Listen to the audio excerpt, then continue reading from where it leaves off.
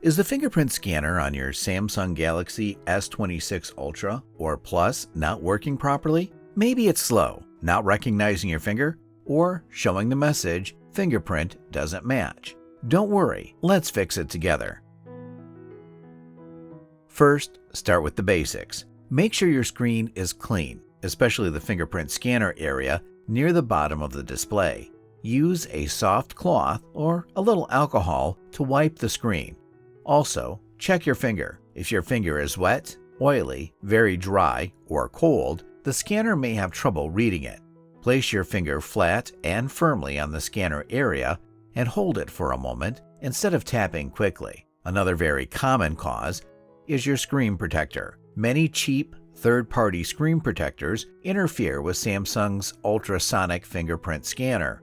If you're using one, open Settings, tap Display, then turn on Touch Sensitivity. This helps the screen detect your touch better through the screen protector.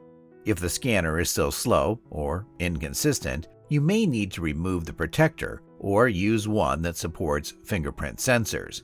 Sometimes the issue is just a small software glitch. A quick force restart can fix it. Press and hold the volume down button and the power button together. Keep holding them until you see the Samsung logo and then let go. Once the phone restarts, try the fingerprint scanner again. If the scanner is still acting up, try setting it up again from scratch. Open Settings, go to Security and Privacy, then Biometrics, and tap Fingerprints.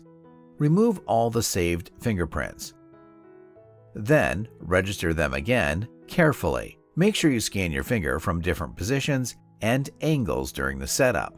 Also, double-check that Fingerprint Unlock is turned on. If none of these fixes work, the issue might be hardware-related. In that case, it's best to contact Samsung support or visit a Samsung service center for further assistance. And that's how you fix fingerprint scanner issues on the Galaxy S26 series. Thanks for being with us.